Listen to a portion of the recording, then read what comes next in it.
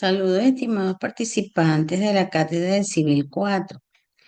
En esta oportunidad vamos a hablar un poco o hacer una retroalimentación con referencia a lo que son las garantías, ¿sí? Eh, Cuando nosotros nos referimos a las garantías, eh, podemos decir que son contratos que nos conllevan a un presupuesto de un deber de cumplimiento. Nosotros tenemos que obligarnos a realizar ese contrato según las cláusulas estipuladas en el mismo, ¿no? Y le da al acreedor un derecho, es decir, es una pretensión a la prestación, debida por el deudor, obviamente, ¿no? El cumplimiento o satisfacción de la prestación dependen del sujeto pasivo de la relación jurídica. En este caso viene siendo el deudor. Ahora bien, por estar supeditada la satisfacción del derecho del acreedor a la conducta del deudor, es factible que la obligación sea incumplida, podría suscitarse. En atención a tal situación y previendo la misma, el legislador ha establecido los instrumentos o normas legales para lograr el cumplimiento forzoso o coactivo de esta obligación. Entonces, la garantía, pues, es la seguridad que da un deudor a su acreedor para que éste se sienta protegido en el pago de una obligación principal, respaldando la misma con una garantía que se constituye a favor del acreedor. Este, También tenemos dentro de esta garantía unos elementos de la obligación. Recordemos que es importante tener en la mano el Código Civil venezolano, porque este Código Civil venezolano nos va a referir a lo que refiere, o redundando la palabra, a lo que se refiere en totalidad a lo que es la obligación contractual, ¿no? Está el débito como tal, que se da en la primera fase o momento de la relación de obligatoriedad. Esta consiste en el deber de prestación del deudor y es un momento personalísimo, puesto que siendo en esta fase cuando se agota la obligación, el deudor satisface su prestación.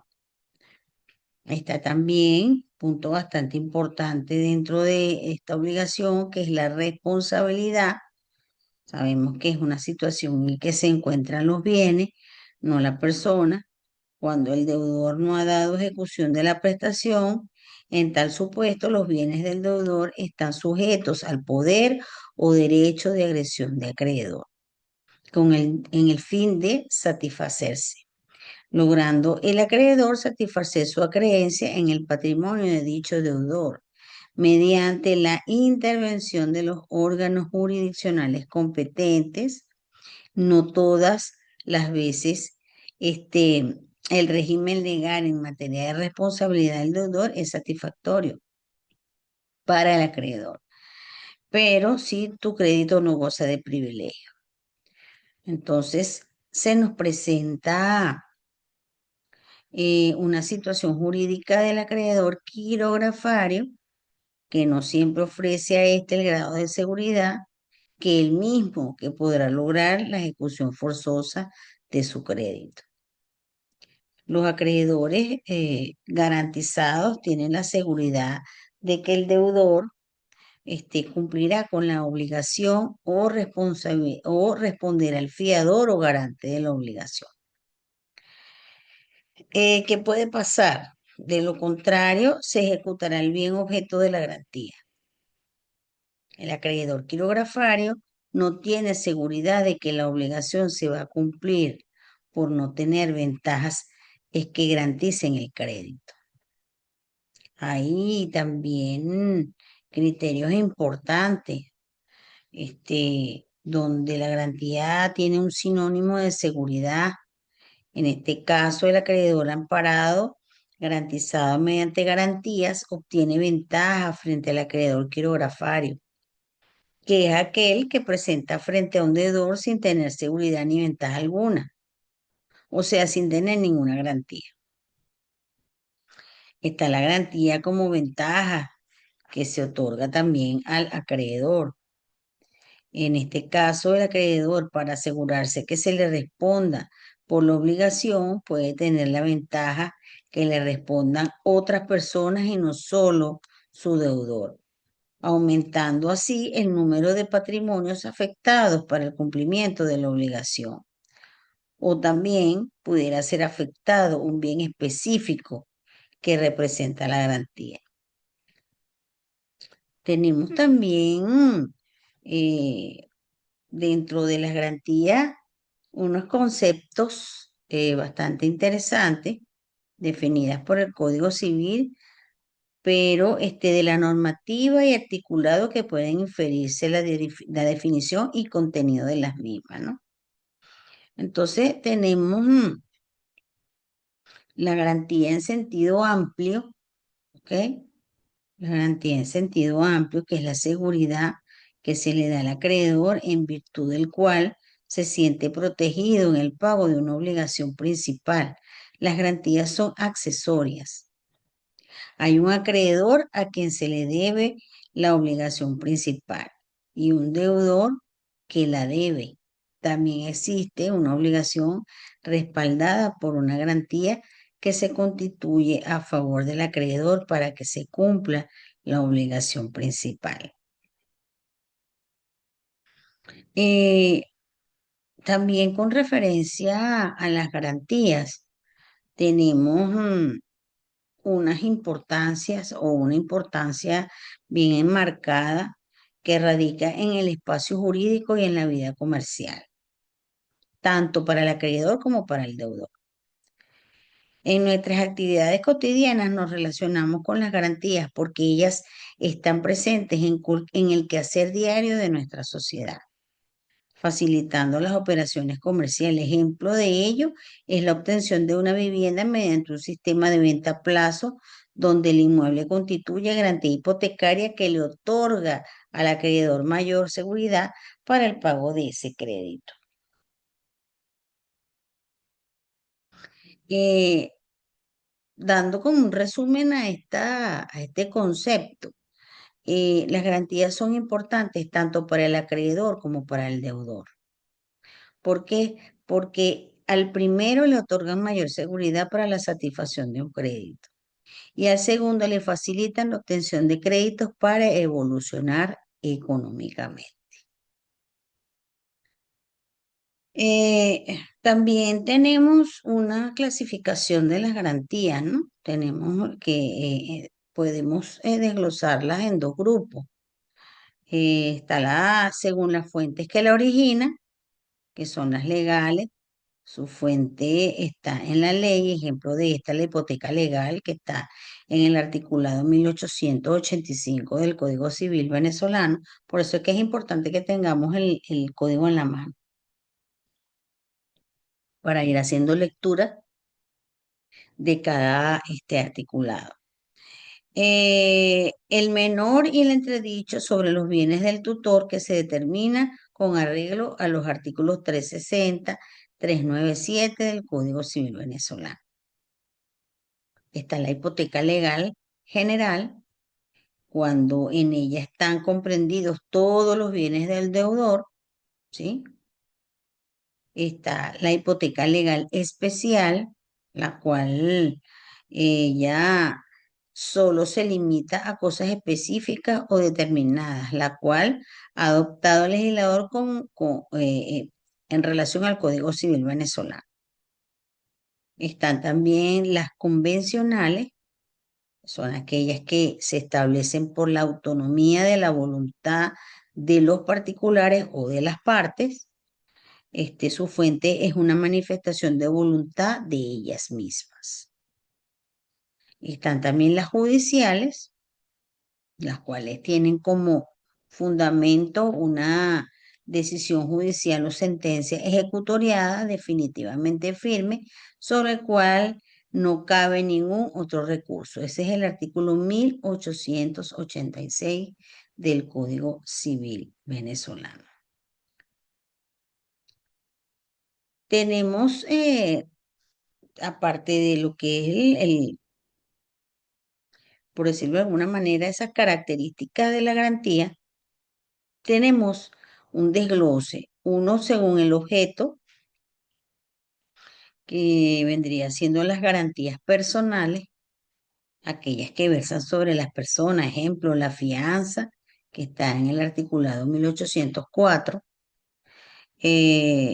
dan las garantías reales, aquellas que versan sobre los bienes, que vendría siendo la prenda y la hipoteca, en este caso el 1837 y 1877 del Código Civil venezolano. También tenemos una serie de garantías que vamos a nombrar en este momento, que vendría siendo la primera es la fianza, como ya lo dije anteriormente, el 1804 del Código Civil venezolano. Se encuentra también lo que es la prenda, el 1837 del Código Civil venezolano. Está la antícresis, que es el artículo 1855 del Código Civil venezolano.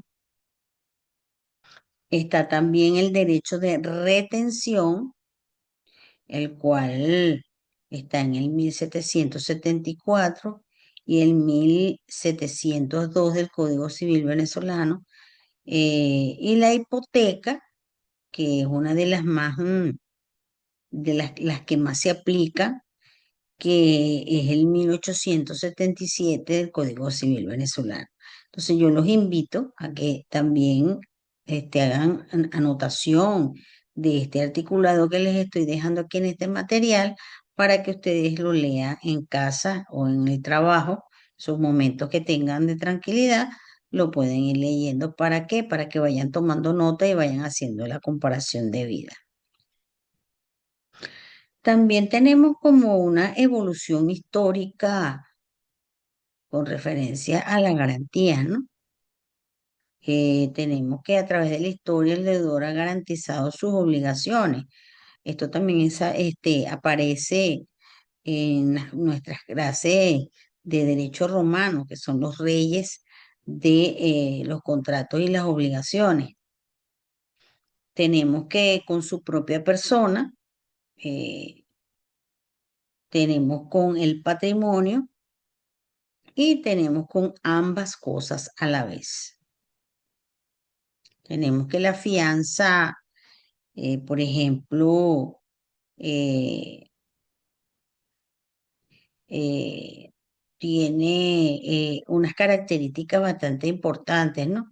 Pero antes de decir las características, tiene también un desglose. Ellas tienen unos caracteres, un concepto, unos elementos, una extensión. Esta es una obligación que puede ser afianzada, que come la promesa, requisitos exigidos al fiador, clases de fianza, etcétera.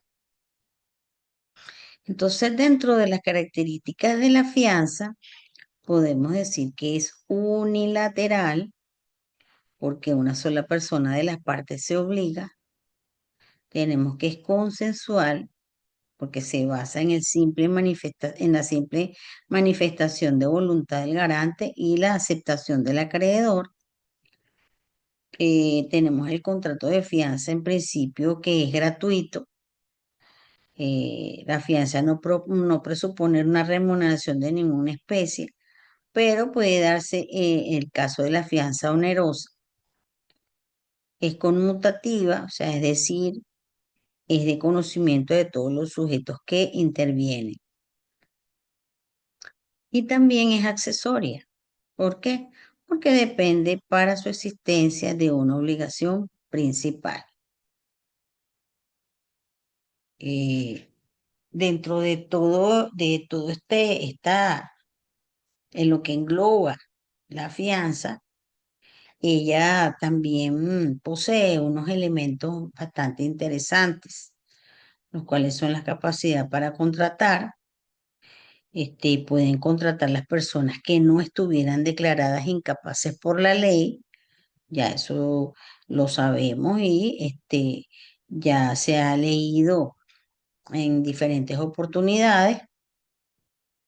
Tiene el articulado 1143 con relación a los incapaces.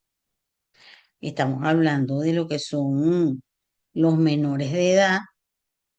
Estamos nombrando también a los entredichos y los inhábiles. O también cualquier otra persona que la ley le niegue la facultad de celebrar determinados contratos. Uno de los puntos importantes también eh, es el consentimiento, ¿no? Dentro de la fianza. Ella se perfecciona con el consentimiento hasta la simple manifestación de voluntad del garante y la aceptación del acreedor para que nazca y se perfeccione el contrato de fianza.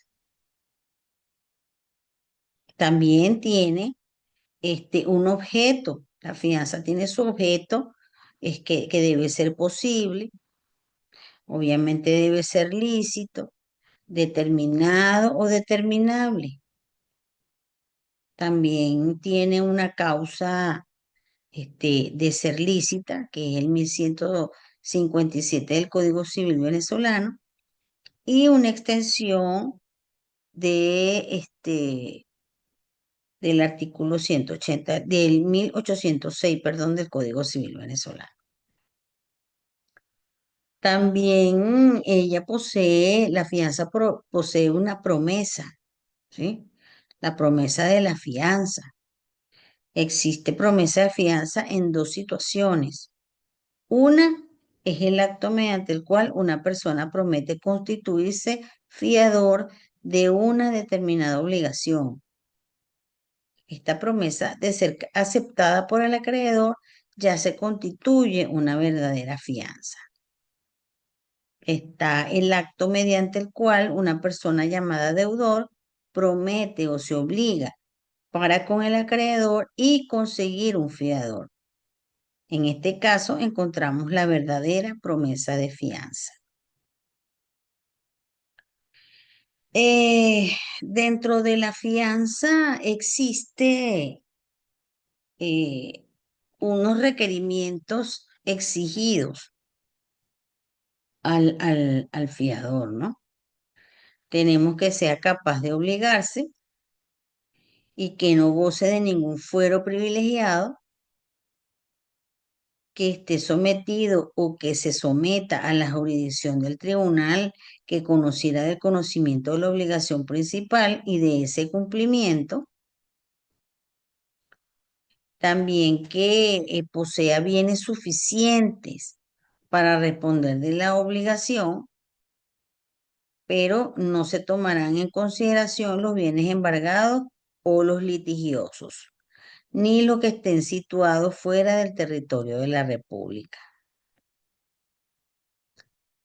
Esta situación con relación a la fianza es bastante particular, ¿no? Es bueno hacer lectura completa de lo que es el articulado para que ustedes conozcan en realidad eso, es los efectos que conlleva a todo esto. Tenemos también de estos efectos, tiene lo que es las relaciones entre el fiador y el acreedor.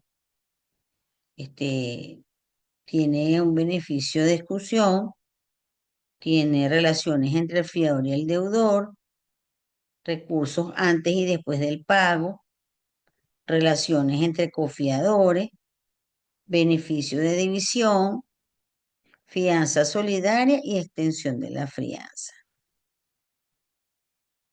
El principio fundamental en materia de efectos de la fianza es que el acto de una o más personas de las que figuran en la relación total no pueden agravar esta situación de la otra persona o de otras personas. Estas personas son por lo menos el acreedor y el fiador y el deudor, pero pueden haber más, como es el caso de la confianza, subfianza y retrofianza. Con relación al acreedor, deudor, fiador, ninguno de ellos en su actuación podrá aceptar o variar sin manera alguna la situación del resto de los intervinientes en la relación. Estas relaciones entre el fiador y el acreedor tiene el beneficio de exclusión, que es aquel mediante el cual el fiador puede señalar al acreedor bienes suficientes del deudor a fin de que dicho acreedor ejerza su derecho primero contra los bienes señalados. Propone este beneficio al momento de la contestación de la demanda. No procede este beneficio cuando la fianza es judicial, mercantil y cuando el fiador hereda al deudor principal. No será necesario la exclusión cuando el fiador haya renunciado expresamente a ella. Cuando se haya obligado solidariamente con el deudor o como principal pagador, en el caso de haber quebrado o hecho cesión de bienes al deudor. También tenemos otro punto interesante que viene siendo las relaciones entre cofiadores. Cuando varias personas hayan fiado a un mismo deudor por una misma deuda, el fiador que haya pagado en uno de los casos expresados del artículo 1826 tendrá acción contra los demás fiadores si alguno de ellos resultare insolvente. La parte de este recaerá sobre todos entre porción. En todo caso, podrían los cofiadores oponer al que paga la misma excepción que habría correspondido al deudor principal contra el acreedor. Tenemos también el beneficio de división. Esta es la facultad que tiene el cofiador demandado por el acreedor de pedir a dicho acreedor que preventivamente divida la acción, reduciéndola a la parte que corresponda a cada cofiador. Momento para ejecutarla, ¿cuál sería? Debe ser solicitada expresamente por el fiador y la ley no señala una oportunidad procesal específica, pero la doctrina indica que debe ser en el momento de la contestación de la demanda. Cuando no procede, cuando el fiador haya renunciado al beneficio, cuando el fiador se haya obligado solidariamente con los fiadores, cuando el fiador se obligó solidariamente con el deudor o como principal pagador. Bueno, tenemos también la prenda. La prenda forma parte de estas garantías y tiene un concepto de prenda tradicional que está en el articulado 1837, donde expresa que la prenda es un contrato por el cual el deudor entrega a su acreedor una cosa mueble en seguridad de crédito, la que deberá restituirse al quedar extinguida la obligación. Tenemos una Tenemos también la prenda sin desplazamiento de posesión, es un contrato mediante el cual una persona llamada deudor o un tercero da en garantía a otra llamada acreedor un bien mueble o inmueble en seguridad de crédito, los cuales quedan en poder del deudor o del tercero constituyente con la obligación de conservarlos, mantenerlos y repararlos con el derecho de servirse de ellos conforme a su destino con diligencia de un buen padre de familia. Pueden ser los semovientes. Por ejemplo, está el artículo 1866. Y bueno, siguiendo este orden de ideas con relación a las garantías, los invitó entonces a seguir, a continuar con lo que es la lectura del Código Civil venezolano. Es bastante importante que nosotros nos aboquemos a realizar lectura de esos artículos, ¿sí? No hacemos nada si no hacemos la lectura pertinente a cada tema que nosotros estemos dando aquí. Entonces, bueno, yo los invito, este, a seguir investigando, a seguir adelante y a seguir avanzando. Por aquí la profesora Angélica Castellano y bueno, estamos en contacto. Que pasen una bonita tarde.